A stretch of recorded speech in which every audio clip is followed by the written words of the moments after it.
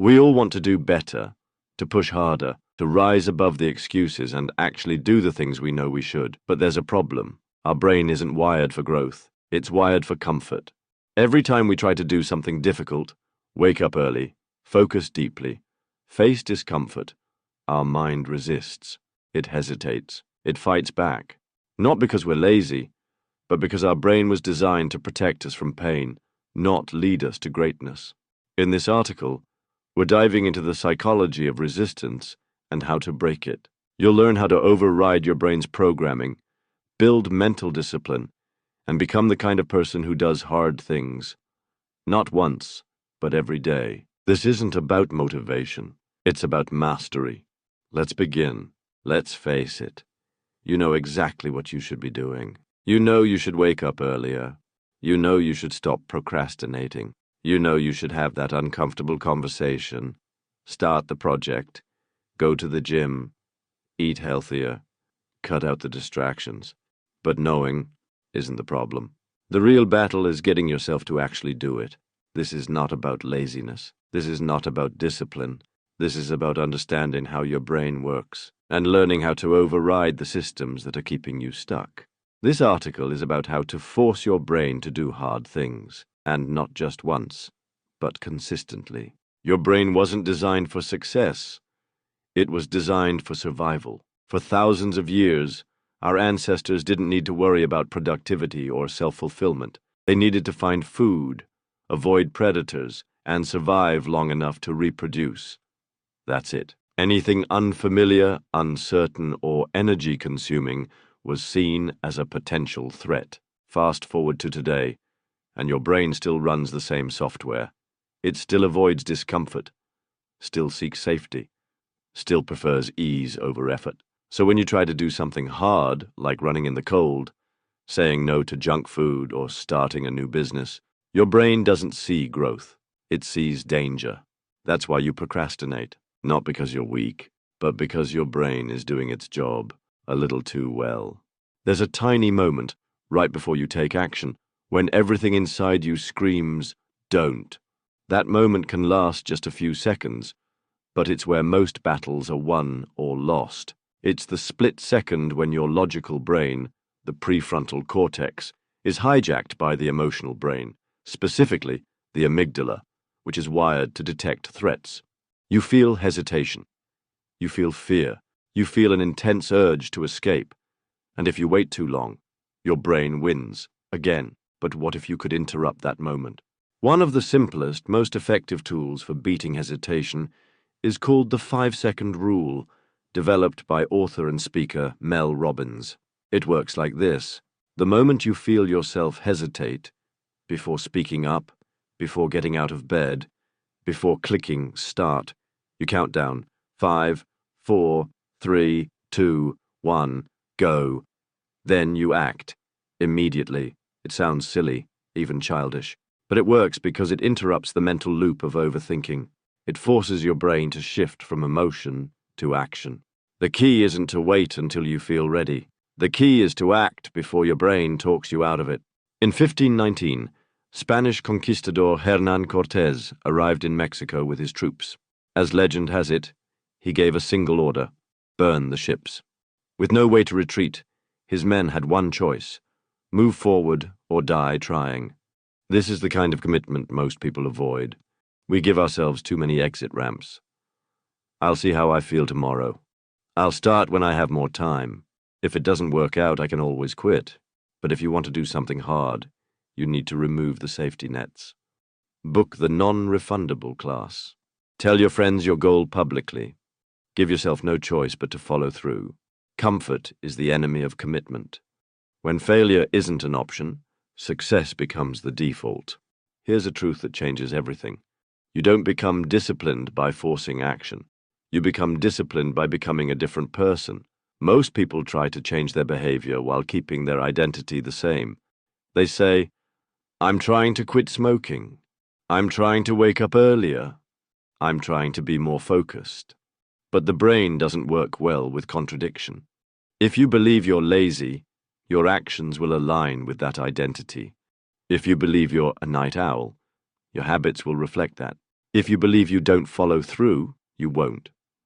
Instead, shift the identity first. Say, I'm not a smoker. I'm someone who trains daily. I'm a person who keeps promises to myself. The brain is desperate for alignment. When your self-image and your actions match, change becomes natural, not forced. If you think discipline is something you either have or don't, you're wrong. Discipline is not a trait. It's a skill. And like any skill, it's built through repetition. That means doing small, hard things every single day. Not because they're impressive, but because they teach your brain that you are in control. Here are a few examples. Take cold showers. Wake up on the first alarm. Finish the task you want to abandon. Speak the truth when it's easier to stay quiet. Walk instead of drive. Say no when it's uncomfortable. Every small act of resistance trains your brain to obey you. You're not just doing the task. You're building mental armor. Most people don't quit because things are hard. They quit because things get boring. It's not glamorous to wake up early every day.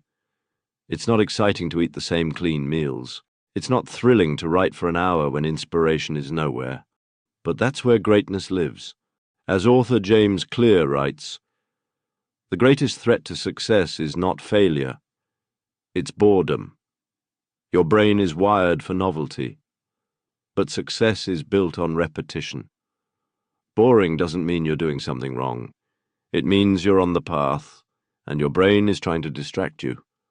Get comfortable being bored. That's where mastery begins. Pain is not your enemy. It's your compass. But most of us do everything we can to avoid pain.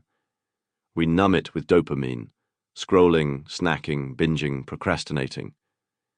And in doing so, we bury the very emotion that could push us forward. Regret is powerful. Guilt can be clarifying. Discomfort can be fuel. The key is to lean into it. Visualize your future if nothing changes. Feel the weight of wasted time. Confront the truth you've been avoiding. And then, use it. Let pain sharpen your focus. Let it break the trance of comfort. Let it wake you up. Pain doesn't mean stop.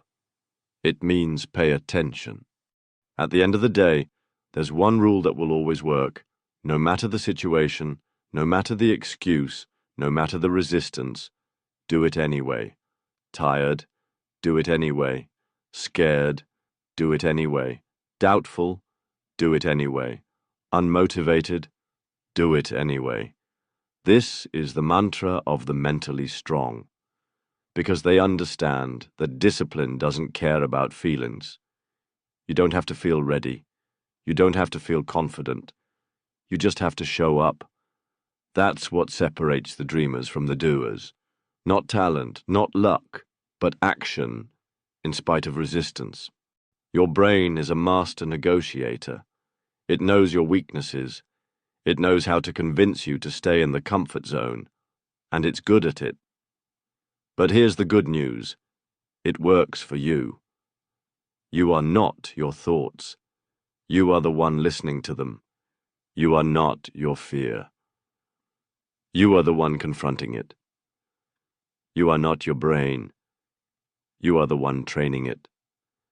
Doing hard things isn't just about getting better at tasks. It's about becoming the kind of person who doesn't need to be pushed. The kind of person who shows up anyway. The kind of person who follows through.